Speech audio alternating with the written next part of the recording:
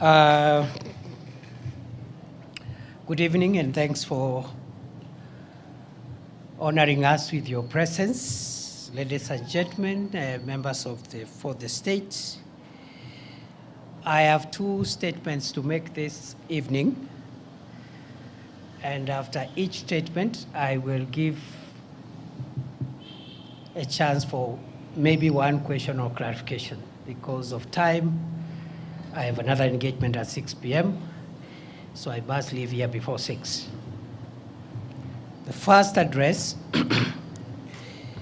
is my exit address at the end of duty as Cabinet Secretary for Interior and National Administration. As you're aware, for the last 2 years, I've been the country's security minister, and I thought I owe the people of Kenya an exit speech so that we can account for the 2 years in which, by the grace of God, we have had the privilege to serve our country in that office. Since the 27th of October, 2022, I have had the immense privilege of serving our country as the Interior Minister.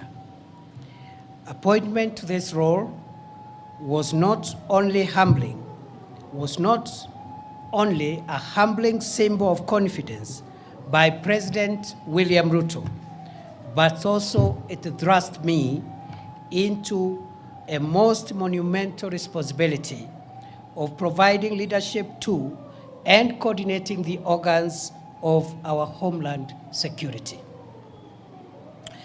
For its unique complement of extensive functional control of Kenya's internal security infrastructure, the Interior Ministry has provided me with a once-in-a-lifetime opportunity to appreciate a little more profoundly the centrality of security to Kenya's primordial quest for inclusive prosperity for all its people. To appreciate the modest strides made in the past 2 years, it is apt to revisit the state of our national security that was prevailing as at August, September 2022 when I took over. I took over this sensitive duty at Harambee House at a time when communities in northeastern Kenya and in Lamu were experiencing frequent and sustained terror attacks. Marauding bandits had run amok over communities in vast parts of the northern Rift Valley region. Gang crime was at its peak in Nairobi City. The Kenyan passport production and supply system had all but collapsed, and key homeland security organs were ill-equipped and in dire need of reforms and reinvention.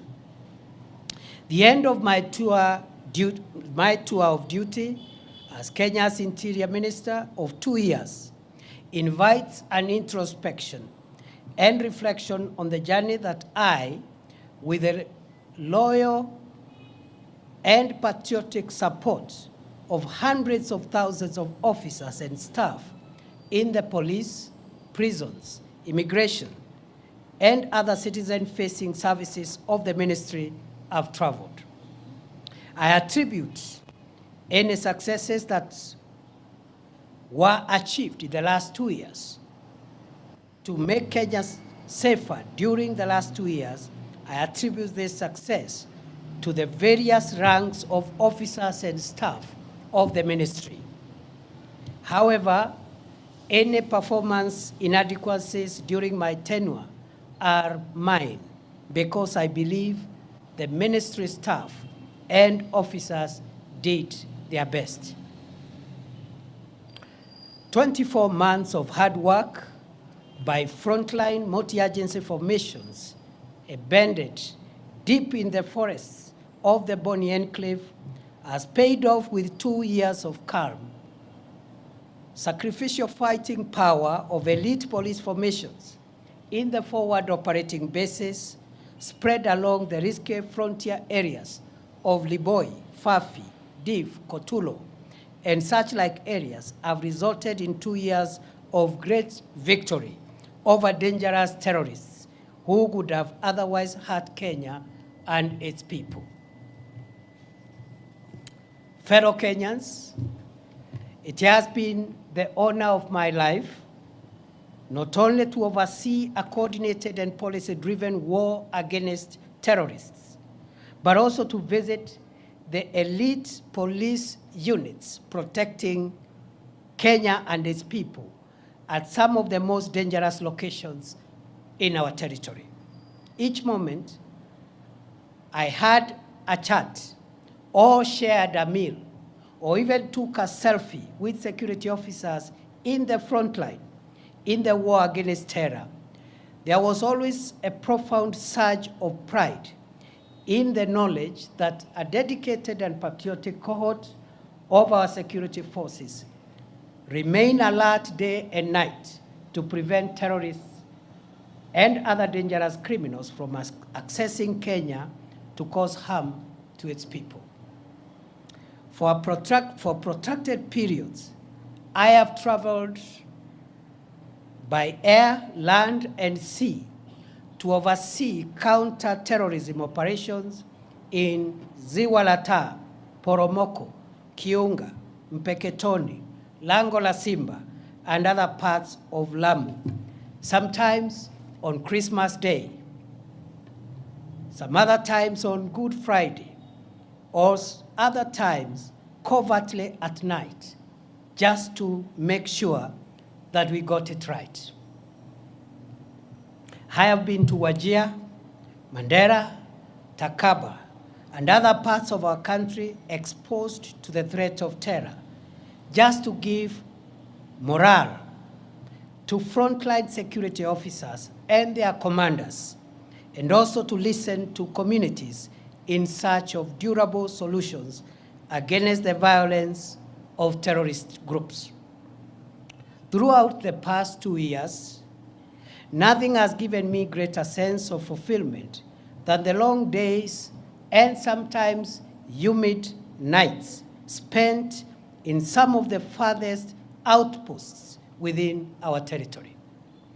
Therefore, fellow Kenyans, as I relinquish the leadership of the Interior Ministry, which I've already done, I am proud to report that save for a few inevitable losses, Lamu and northeastern Kenya are much safer and calmer today than the situation that prevailed in the last half of 2022.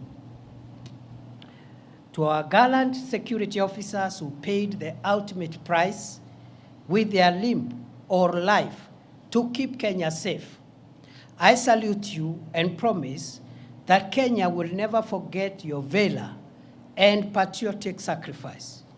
May the souls of the officers who have lost their lives in the protection of our homeland and its people find perpetual rest in eternity. Equally, the memory of civilian souls lost through injury inflicted by terrorists will forever evoke our collective duty to keep Kenya free from danger, whatever its source.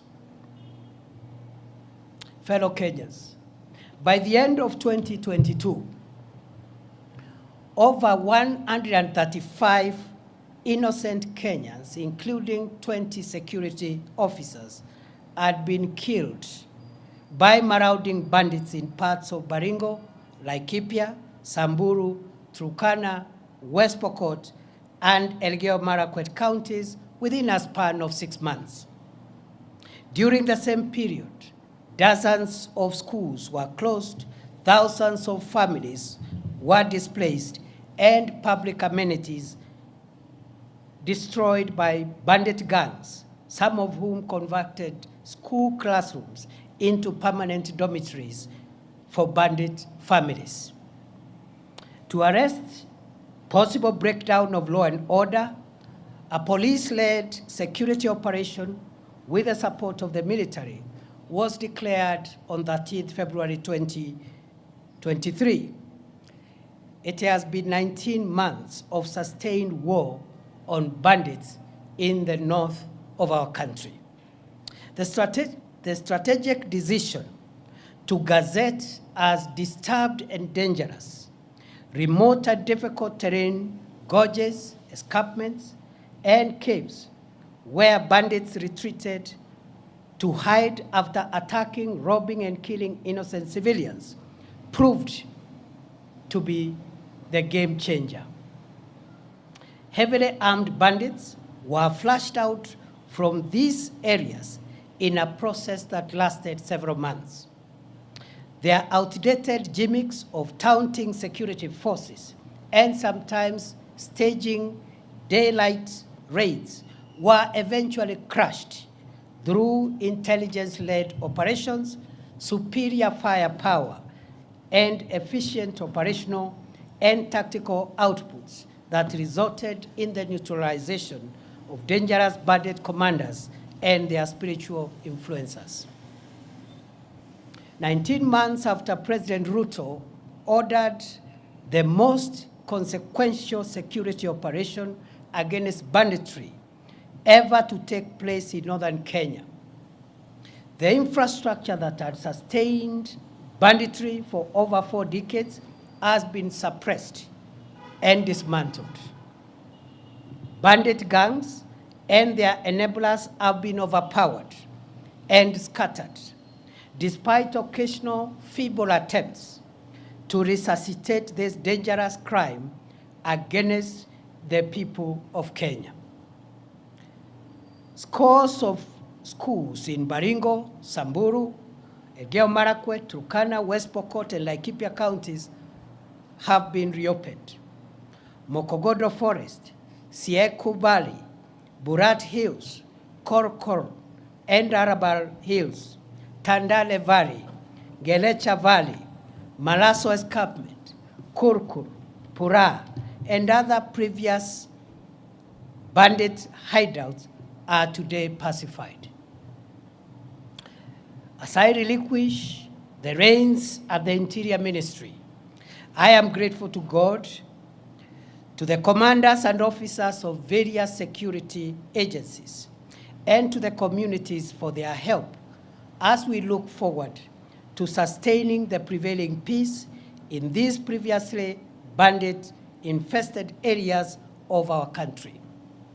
I will forever cherish the useful input of communities profoundly represented by the Under the Tree conversations I had with elders and residents at the foot of Arabal Hills in Baringo, the Kolowa Bridge at the intersection of Baringo and Elgeyo Marakwet counties, and in Lokori and Nadapal in Turkana County. I desire to live to see these parts of our country completely free from the terror of bandits and opened up for socio-economic development as Kenya marches into the future. The strides that we have made in the fight against terrorism, banditry, and other organized crimes received a shot in the arm from the Police Equipment Modernization Program, which was initiated in early 2023, following the orders of President Ruto to modernize the operational and tactical equipment of our security agencies. The 37 billion shilling 5-year program is underway, with 7.6 billion shillings already spent to acquire armored personnel carriers, mine-resistant, ambush-protected vehicles, personal protection equipment for the police, as well as sophisticated weaponry to provide enough firepower to protect our nation. Fellow Kenyans, by September 2022, our country's infrastructure for the production and supply of Kenyan passports had completely collapsed owing to the breakdown of printing equipment, huge supplier debts, and chronic corruption cartels that took advantage of the situation to extort money from desperate applicants. After many months of reorganizing and financing arrangements, as well as personnel deployment at the Immigration Department, I am proud to report that as I leave the ministry, the government has been able to acquire modern printers and all the pending supplier debts have been paid. The passport production and delivery waiting period has been reduced from more than 12 months in 2022 to 7 days at present. The backlog of 724,000 passports has been cleared, and the challenge now is to expedite the delivery process to clear the 85,000 uncollected passports that are ready. As I leave the reins of the ministry, I am proud to report that the corruption cartels of staff and members of the public that used to harass passport applicants have been dismantled, and 17 ringleaders, including immigration officers, are facing ongoing criminal prosecution. As I exit, I am convinced beyond doubt that the milestone of reducing the waiting period from the current 7 days to 3 days by the close of this year remain feasible. In the days ahead, we must confront and succeed in reforming the institutions of our national security. At the orders of President Ruto and in compliance with the Kenya Kwanza Manifesto, the process of reimagining and refashioning Kenya's security institutions began in earnest on 21st December 2022, when the Presidential Task Force on reforms of the National Police Service, the Kenya Prison Service, and the National Youth Service was established. While the work of the task force took longer than expected due to the expansive terms of reference, its final report has already been presented to the President.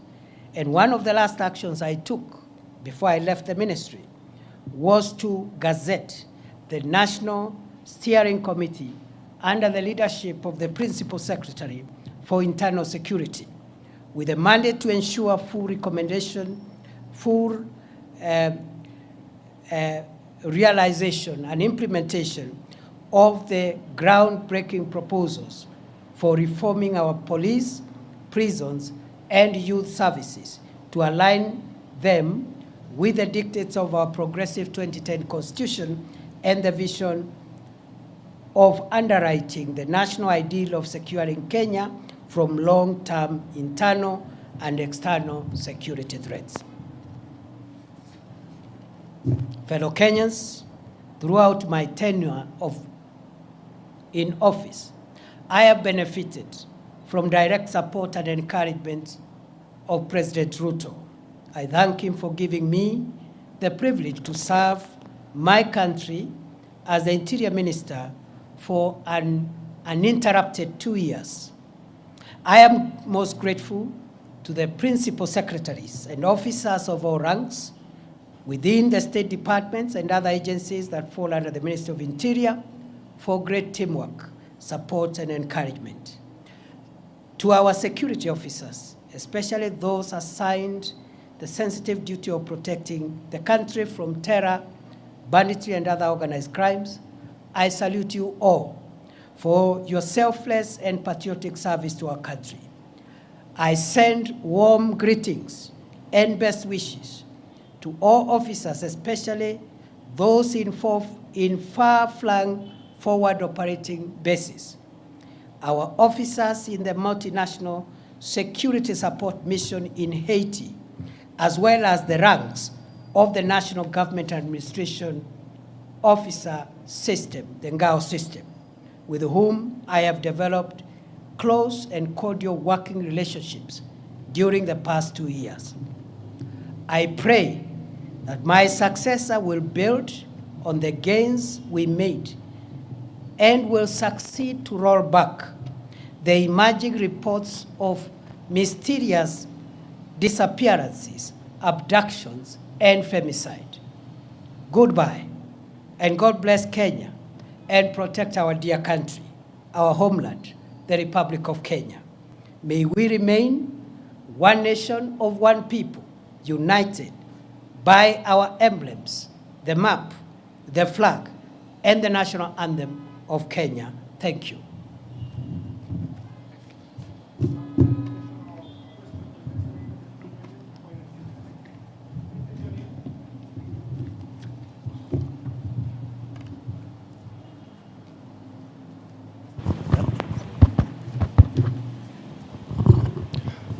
My name is Eric Owenga, labda kwa Kiswahili, Bwana Naibu Rais. What do you speak of about your legacy in terms of abductions and extrajudicial killings that were rampant during your reign as the Cabinet Secretary of Interior for the past 2 years? Because Kenyans, some of the questions have not been answered in regard to the same. Can you exhaustively speak about it? Thank you. Yes, as you have, thank you very much for that concern. As I have said towards the last part of my statement, I have demonstrated how for 2 years, every day of my life, I have struggled to secure the country from crime and from people who would have caused us harm. And I have told my journey, the places I've been and what has took me there, the work I did in immigration and other places. At the end of my statement, I have said, as I exit that office, I'm exiting at a time when there are reports of cases of mysterious disappearances, abductions, and femicide. And I have handed over the responsibility of cracking down on those emerging reports of crime. And I wish him well, and I know he will succeed. The same way in the past, I've been able to handle those other national security challenges. Remember, these are challenges that we've witnessed in the last few months, and already we had gotten ourselves on a place where we had come up with a strategy of cracking down on this criminal behavior, the same way we succeeded, even with the Nairobi urban crime, which was quite a spiral at the time we took over, and which today is manageable. And therefore, these are developments over the last few weeks, maybe a couple of months.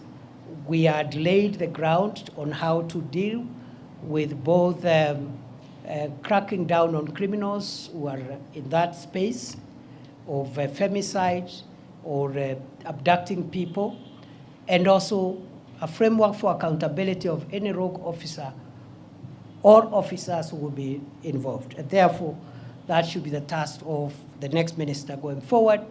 I have no doubt I have done my best every day of my life, and there is no day I have slept without asking myself what I have done to make our country safer. Before, because of time, allow me now to transit and